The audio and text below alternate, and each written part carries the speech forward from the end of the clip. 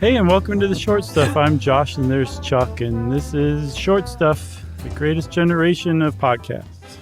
It caught me in mid-laugh from a pre-recording joke from Josh. Thanks. For mine ears. Yep. And Jerry's too. That's right, but she's not laughing. No, she's not. She's sulking. All right, shall we talk about the Ritchie Boys? Yeah, that was a great way to put it, because this is a World War II era story about a generally overlooked group that I was like, I've heard of these guys before. And then 60 Minutes was mentioned. I was like, that's what it was. I saw a really cool segment on the Ritchie Boys. There were 20,000, roughly, intelligence officers who were trained in the United States, who may or may not have been born in the United States, and were trained in counterintelligence, aerial photo analysis, all sorts of stuff that you would need to basically run an intelligence operation, which the U.S. badly needed at the outset of World War II, because we didn't really have a good amount of that.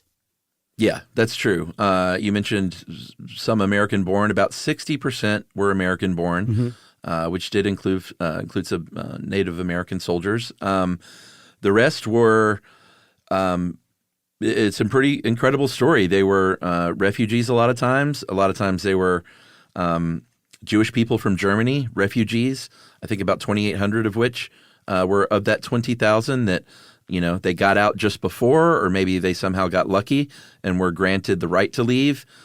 People who may have lost their entire families in Nazi death camps. And so they came to the United States, sometimes Japanese citizens whose family were in internment camps, and they signed up for the U.S. Army to help defeat those Nazis. Yeah, they were in American internment camps and still volunteered for the Army. That's really something, Also Ritchie girls, right? Yeah, there were WACs, Women's Auxiliary Corps is what WAC stood for, but they were called WACs. And there were, just basically anybody you could think of who had any kind of specialty that made them kind of international to some degree.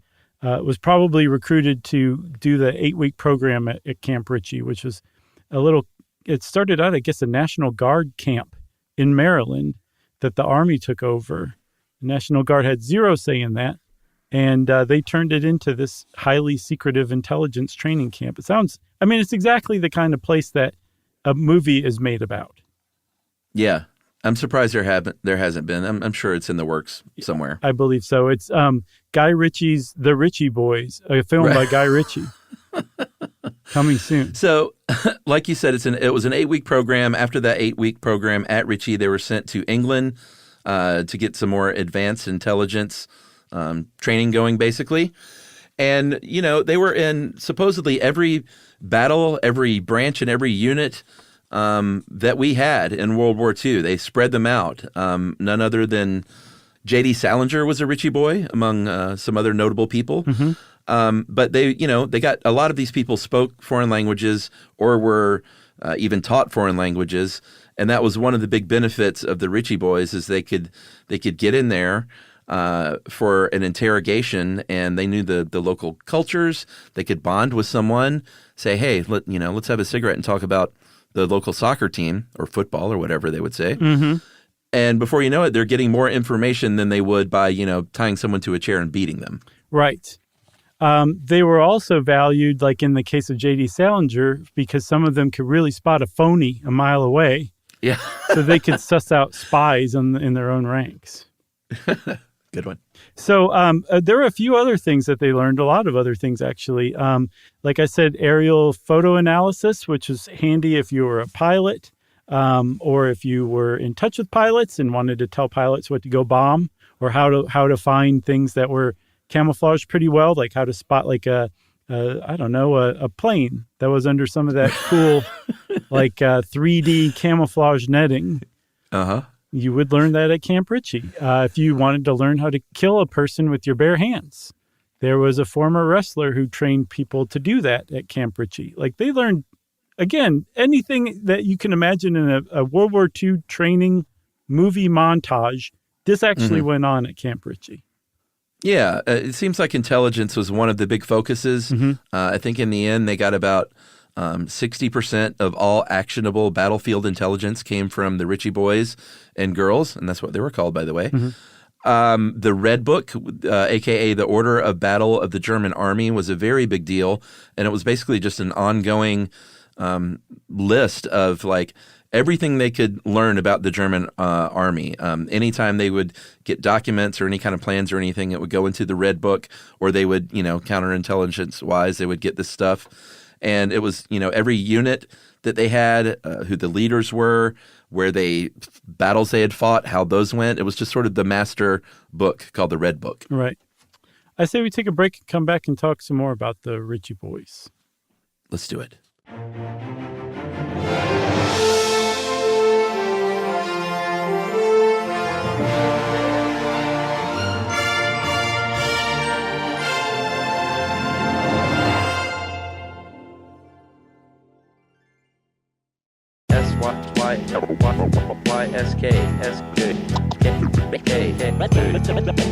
Stuff you should know.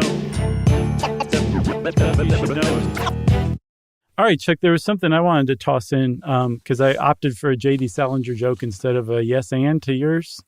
Okay. That interrogation technique you talked about where like they were able to speak in like a local dialect and kind of commiserate with the prisoner to interrogate them.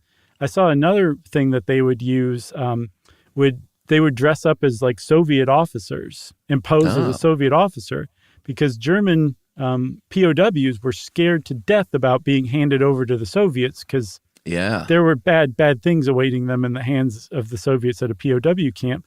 So Ritchie Boys would show up dressed as Soviet officers saying, like, I'm going to take this prisoner into custody. And the Americans would be like, no, we think we can talk to him. You go away. The German would suddenly be very talkative about whatever the American interrogator wanted to know. Pretty slick. Yeah. They learned that at Camp Ritchie. That's a new T-shirt. I learned it at Camp Ritchie. Where did the name Ritchie Boys come from? I mean, obviously it came from Camp Ritchie, but did they call themselves that? No, I think once they got to England, it was like, one of the Ritchie Boys has come over for more training, that kind of thing. Mm-hmm. Mm-hmm. Does that sound about right? It does. And there were like specific stories that emerged from this. Some of the ones that like really stand out are where, like you said, there were German Jewish men who fled the Holocaust, whose families were killed in the Holocaust, who arrived in America as German nationals, volunteered for the army, went to Camp Ritchie, and then went back to Europe to fight the Nazis. Yeah, one of those guys' name was Ernst Kramer. He was 18 years old, and he was at Buchenwald, and got out, was very lucky, got an affidavit for release to go to the United States, got here and was like, sign me up, and was a very, valuable Ritchie boy, I guess. He would write these pamphlets in German, urging German soldiers to surrender. And I believe he even set up a couple of newspapers that, in these German cities that had been just wiped out and bombed out after the war was over. Yeah, that was a big part of liberation was denazification. And to get the German people behind the process of denazification, you basically had to, one of the ways you did that was through the media. So they would set up independent newspapers in different towns that would be run by, some of the Ritchie Boys. That was a really important part of it. There was another one, a guy named David Akira Itami. He's one of those people who himself, along with his family, was interned in a Japanese internment camp here in the United States, who volunteered to fight for the army. And he ended up going on to become the lead interpreter at the Japanese war crimes trials in Tokyo. Wow. Which was a really big deal. Another big deal, we mentioned the Ritchie girls. There were about 200 of those that were from you mentioned the WAC, the Women's Auxiliary Corps. There were also 22 women who were instructors at Camp Ritchie. Mm-hmm. And a couple of them, were really, really notable. One's name was Sally Davis. She trained in the Order of the Battle, served with MacArthur, and then a woman named Lillian Tombacher in Europe was Eisenhower's Polish interpreter, his personal interpreter, and got a Bronze Star. Oh, yeah. That's pretty great. Yeah. Bronze Star. The thing is, the Ritchie Boys were largely, I don't know if it's secret. They were certainly secret during the war, but they weren't really well known until the mid-2000s. I think there was a German documentary in 2005 that really started to get people talking about them. So it's only fairly recently that that they've started to kind of get commendations. In 2022, the U.S. Holocaust Memorial Museum presented Ritchie Boys collectively with the Eli Wiesel Award, which is their highest honor. And I think in Congress there's a law. No, what's the word? A bill. I had to really dig back to my Schoolhouse Rock. Yeah. Yeah. As sitting on Capitol Hill that honors the Ritchie Boys and awards all of them the Congressional Gold Medal. And it hasn't passed yet, strangely. Yeah. Well, 65 of them got silver stars, many, many bronze stars. But again, at the time, it was just like this is just someone else from the unit. They weren't designated as, this special group. Right. What else you got? I got nothing else. That's a quickie overview on what will surely be a movie. Yeah, for sure. Look for it. And also, in the meantime, I'm sure you can find that 60 Minutes segment somewhere. It's definitely worth watching on the Ritchie Boys.